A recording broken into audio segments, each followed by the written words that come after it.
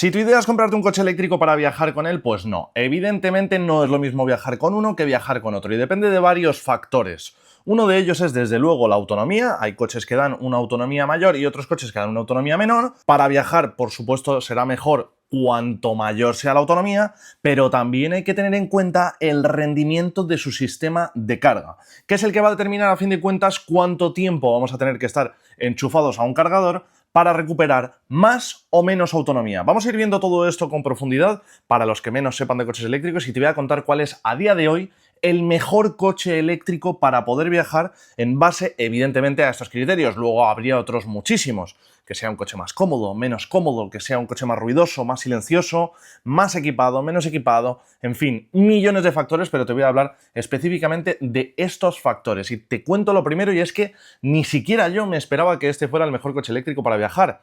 Lo primero de todo, he cogido la mayor base de datos que existe a día de hoy en referencia a datos técnicos de coches eléctricos y la he ordenado efectivamente por los mejores coches en cuanto a recorrido en base a una sola parada. Claro, si vamos a hacer un viaje larguísimo, quizá las cosas cambian porque vamos a hacer más de una parada. Pero ya sabéis cuál es el criterio y ahora os lo voy a contar con más detalle todavía. Si ordenamos este listado, el número 1 en realidad sería el Lucid Air Grand Touring, pero es un coche que tiene una disponibilidad limitada, aquí no lo tenemos, así que evidentemente pues lo he tenido que descartar. Y el segundo, el primero para nosotros, es del que te voy a hablar. Yo, llamadme paleto si queréis, pero yo creía que quizá sería un Tesla el que ocupara la primera posición, porque ya sabemos que, por ejemplo, en eficiencia sí que son número 1, pero en esto no lo son. Claro que también hay que recordar que Tesla tiene un sistema de carga rápida relativamente limitado en relación a los competidores que han ido llegando poco a poco. El número 1 es el Audi A6 Sportback e-tron Performance. Este modelo, primero vamos a hablar de las especificaciones y ahora os voy a contar cuáles son las, digamos, cualidades que tiene precisamente para hacer viajes de larga distancia. Es un coche que está construido sobre la plataforma PPE, la plataforma de Volkswagen específica para coches eléctricos, pero de altas prestaciones, que la han compartido tanto Audi como Porsche, y que no la hemos visto en los propios modelos de Volkswagen que se basan en la plataforma MEB, también para coches eléctricos. Así que las prestaciones son muy distintas. Este coche mide 4,92 metros de largo, tiene un maletero de 502 litros de capacidad, tiene un maletero delantero de 27 litros, tiene una batería de 100 kWh de capacidad nominal y capacidad útil de 94,9 kWh, con celdas, como no, NCM 811. Tiene además un sistema eléctrico con arquitectura de 800 voltios. Su batería está compuesta, por cierto, por 180 celdas prismáticas. Y bueno, pues es un dato friki que ahí lo llevas por si te interesa. La autonomía VLTP que homologa este vehículo en realidad está en los 673 kilómetros. Ya es una autonomía muy buena, y esto viene respaldado, como te decía antes, pues por un sistema de carga que es buena parte de la culpa de que sea tan bueno para viajes de larga distancia, que soporta hasta 270 kilovatios de potencia máxima en corriente continua. Vamos a hablar primero de las cifras estimadas de autonomía. Estamos hablando de que puede hacer una horquilla de entre 445 y 870 kilómetros. Como siempre, la mínima la conseguiríamos en autopista con clima frío, cuidado, con menos 10 grados, que son 445 kilómetros. Nada mal, en ciudad con clima templado tendríamos 870 kilómetros, que es la máxima, y luego en autopista con clima templado tendríamos 590 kilómetros. Bien, como veis, una gran batería, una gran autonomía y un gran sistema de carga rápida a priori. Pero esta prueba en concreto, que lo que busca es efectivamente comprobar cuál es el rendimiento o la experiencia que da el coche cuando se hace un viaje a una parada, ¿en qué consiste? Consiste en algo muy sencillo. Consiste en coger el coche, empezar con la batería totalmente cargada y conducir hasta que la batería está a un 10% de su capacidad, es decir, digamos, gastando un 90% de la batería. A continuación lo que se hace es una carga rápida de 15 minutos al rendimiento máximo que soporta la batería, como no podía ser de otra forma, en este caso buscando el rendimiento pico de 270 kilovatios, y luego lo que se hace es una segunda tirada de la batería hasta que alcanza el 10%. Así que, como veis, del 100 al 10, carga de 15 minutos hasta donde cargue el coche y luego hasta que vuelve a alcanzar el 10% de la capacidad de la batería. Por supuesto, claro, las condiciones afectan a esta experiencia de conducción, pero es que se hace en 3 escenarios posibles.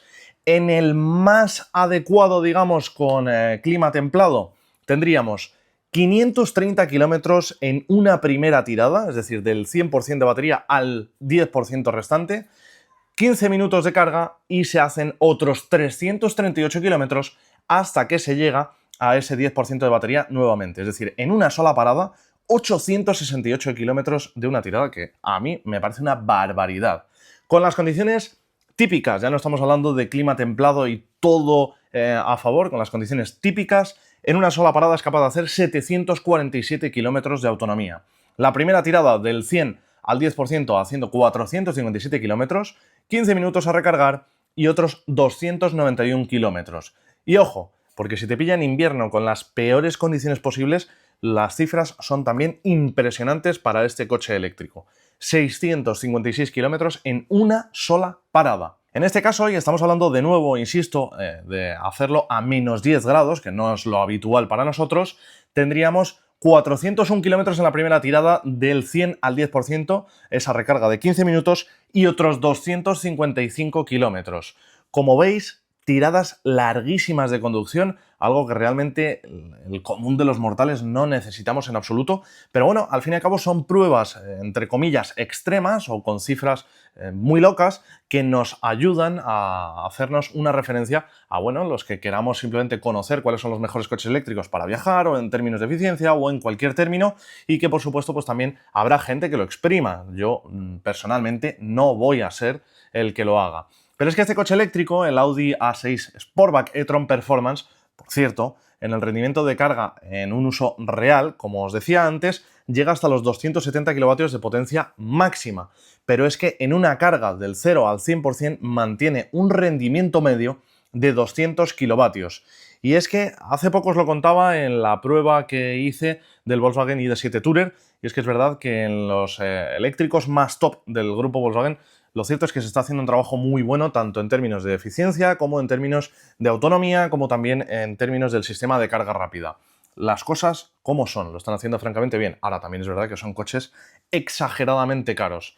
Y bueno, pues si tienes curiosidad de cuál sería el siguiente mejor coche para viajar, este creo que no te va a sorprender tanto porque se ha hablado de él de manera muy positiva en innumerables ocasiones, y es el Mercedes-Benz EQS 450 Plus, si quieres saber la versión en concreto. Y en este caso te diré, ya no vamos a centrarnos tanto en las cifras tan detalladas, pero este coche es capaz de hacer 845 kilómetros con una parada habiendo clima templado, 733 kilómetros haciendo una parada con las condiciones típicas, y en clima frío sería capaz de hacer 647 kilómetros con una sola tirada. Pero vamos, si antes hablábamos de un coche caro, el Audi A6 Sportback e-tron, pues en este caso estamos hablando de un coche todavía mucho más caro. Otros coches que también destacan y mucho en este sentido, el Porsche Taycan Plus. Luego tendríamos una versión adicional del Audi A6 Sportback e-tron, la versión 4 con tracción a las 4 ruedas y un nivel de potencia superior. Tendríamos toda la gama del Porsche Taycan con el 4S Plus, después el 4 Plus, por supuesto de nuevo vuelve a aparecer el Mercedes EQS 450 4MATIC, y en definitiva, como veis, son coches, claro, de gama muy alta. De hecho, el Mercedes EQS tiene mucho protagonismo porque luego volvemos a tener el 450 Plus, que es una versión que dejó de venderse, y cuidado porque tenemos la incorporación de un nuevo modelo recién llegado y que es caro, sí, sin ningún tipo de dudas, pero ya baja un poquito el precio, ¿eh? ¿Y cuál es? El Mercedes CLA 250 Plus, del que hemos hablado ya en muchas ocasiones en este canal, para criticar algunas cosas concretas, como por ejemplo el hecho de que no sea compatible con cargadores de 400 voltios y solo sea compatible con cargadores de 800 voltios. Aunque, aprovecho para decirlo una vez más, Mercedes va a vender como un equipamiento opcional, como un accesorio extra, el adaptador para que podamos cargar en sistemas de 400 voltios. Bueno, pues este coche también destaca y de muy buena forma en viajes de larga distancia. Tampoco me sorprende que entre dentro de este listado tan privilegiado. Si te ha gustado este vídeo, ya sabes, suscríbete, déjalo un like y nos vemos a la próxima.